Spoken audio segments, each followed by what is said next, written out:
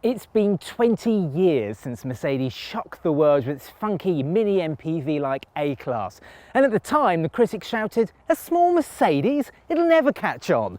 But since then, the A-Class has become Mercedes' top sellers in Europe. And now, there's a new one. And here it is. Now, don't expect something wacky like the original, because this new A-Class looks a little like the old one, but has all the latest Mercedes design cues, especially at the front. Mercedes has also tried to address some of the old car's biggest faults, namely the rubbish interior space, a hard ride and brittle build quality. Now, whilst the new Mercedes A-Class may have lost some of the quirkiness of the original A-Class, what it has gained is luxury and technology. Now, the car this replaces, its interior was very nice looking, but the materials were pretty poor and the whole thing felt very cramped. Now, Mercedes has addressed those two issues. There's a lot more spacious up here and the quality is an awful lot better. There's lots of soft touch plastics used across the top of the doors, across the top of the dash, and there's some real metal trims in here as well. The whole thing feels really modern and a really nice place to be. However, because this is the entry-level Mercedes, there are a few cheaper quality materials used, such as around here. It all feels a little bit cheap. The button for the armrest here, the cubby here, feels a bit cheap and nasty. Listen to this. And the plastics used on the lower part of the door is a little bit cheap as well. And one thing which really does wind me up is you can see the body colour on the door frames here. Now, I don't know about you, but that's the kind of thing you find on a Ford Fiesta, not a premium hatchback like this. I don't know whether I'm being a little bit nitpicking, but let me know what you think in the comments section, but I think that's a little bit disappointing. There is a lot of storage in here, however. There's a large glove box down there, a large cubby section down there, 2 cup holders, the door bins easily pass the Carbuyer big bottle test, and there's a central cubby down here as well. One thing that is worth noting with the A-Class is that Mercedes has fitted the A-Class with USB-C connectors. It's not the original USB ports, it's the new USB-Cs. Now, Mercedes says that virtually every car in the future is going to have these, and they're the first to jump on the bandwagon. But at the moment, it's highly frustrating because you're going to need an adapter. Now, this particular car has an adapter, but you're likely to lose that, aren't you? And you can connect it there, and you connect it down there. But like I said, that is something you really are going to lose, isn't it? But the big news about this car, I hope you're keeping track because there's an awful lot to talk about. The really big news about this car is the A-Class debuts Mercedes' new multimedia system. It's called MBUX, and it's not the S-Class that gets it, it's the entry-level Mercedes-Benz. How can I help you? Well, that... Would you mind? Could you go away, please? Thank you very much. Now, she's actually stolen my thunder because if you say, "Hey, Mercedes," how can I help you? You get your little assistant. Now watch this. Tell me a joke. Sorry, my engineers were Germans. Right, go away. Thank you very much. My engineers are Germans. Mercedes have actually fitted a little bit of a sense of humour with this car, and it's really very welcome. Now, you don't just have to say, "Hey, Mercedes." You can also use the touchpad down here. It replaces that rotary dial and that floppy iPhone system you get in virtually every other Mercedes, and it works very well, actually. It's also a touch screen, and the whole thing works very, very well. And the graphics of the screen are absolutely fantastic and really, really crisp. Now, one thing I do need to talk to you about are these screens. Now, as standard, Mercedes fit 7-inch screens, but if you want these 2 large 10.25-inch screens, you're going to have to dive into the options list. Now, Mercedes will sell you these from around £2,300 upwards, and they really are worth it, because if you don't, like I say, you get the 7-inch screens, and they look pretty naff, I have to say. One other thing that is worth speccing is the augmented navigation. Now, it costs £495. Why should you want that? Well, I'll explain a little bit later on. There are just 3 simple trims to the regular A-Class. SE gets things rolling with 16-inch alloys, 2 tiny 7-inch screens, sat-nav with 3 years of live updates, the MBUX multimedia system, active brake assist, active lane keeping assist, and cruise control. Sport adds 17-inch wheels, LED headlights, and dual-zone climate control, while AMG line, like our car, features a sporty body kit, 19-inch wheels, and sports seats. back here, and it's a bit of a mixed bag, really. Let's start off with the good. Well, there's a lot more space than you found in the old A-Class, more knee room and more headroom. I'm just over 5'10", and I've got plenty of space. There's also easily reachable ISOFIX points, which is really good. The bad, well, there's quite a long list, I'm afraid. The first is the doors. Now, there's not a huge amount of space there, really. They don't open particularly wide. And also, there's a huge lip here. It's really very high up. So that means that when you're trying to get out, you really do have to twist yourself to get out. That's not very good if you're carrying some elderly relatives. What else? Well, these seats are particularly flat. Can you see how high my legs are up, sitting up in the air?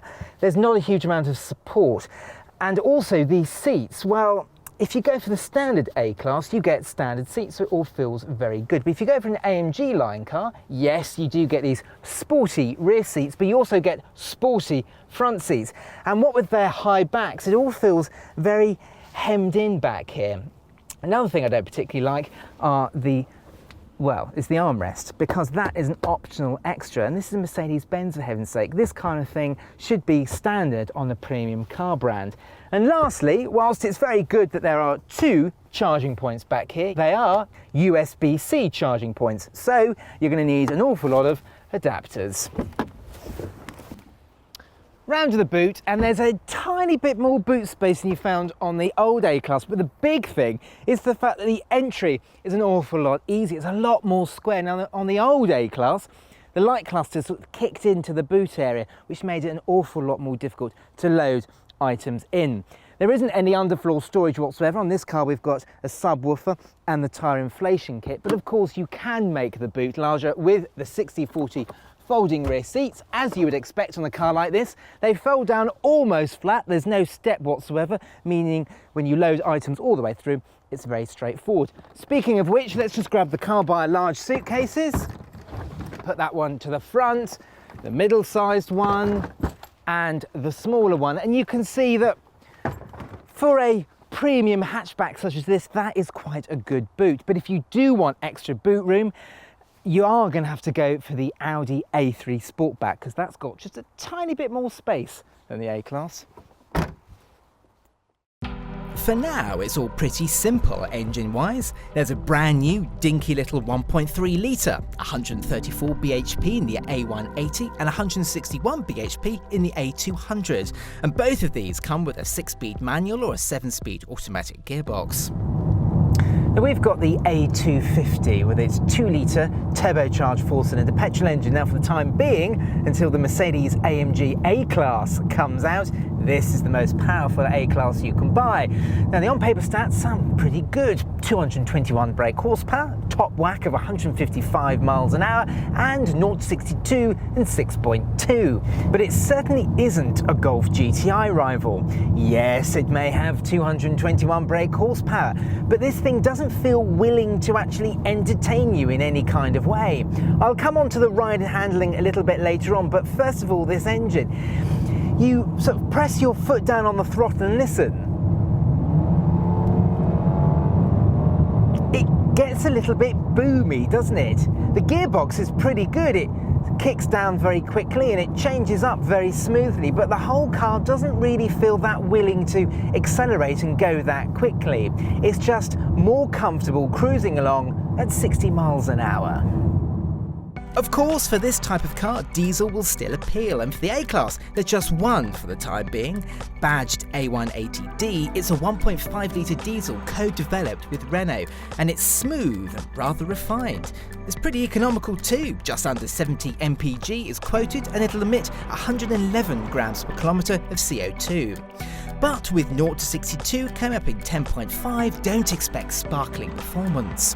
There'll be more powerful diesel engines arriving in 2019, along with hybrid, electric and high-performance AMG versions too. Now, the model you go for really determines the type of rear suspension that you get. Now, don't worry, I'm not going to get that complicated, but it is an important point to mention. Now, if you go for the A250 or the A200 AMG line, you get something called a multi-link rear suspension. However, if you go for another model, such as the A150D, the entry-level diesel model, you get something called a torsion bar. Now, the torsion bar is less sophisticated than the multi-link.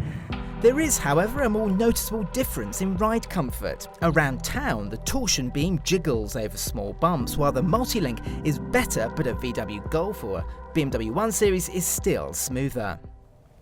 Now, one thing I absolutely love about the new Mercedes A-Class is the augmented navigation. Now, I mentioned it earlier on, it costs £495, and I wanted to show you why I think it's so good. Now, if I just talk to the lady in my dashboard, hey Mercedes, How can I help you? take me to Portsmouth. The route to Portsmouth is being calculated. Thank you. And now while she works out the destination, we're going to pull away and you'll start to see why this thing is so good. Now, if we look at the screen up on top of the dashboard, what happens is the camera, which is up here behind the rear view mirror, is showing the way I should be going. And now in 300 yards, I need to turn left, and it's fantastic. Now, just like its predecessor, the A-Class isn't a thrilling car to drive. It's very much more of a motorway cruiser.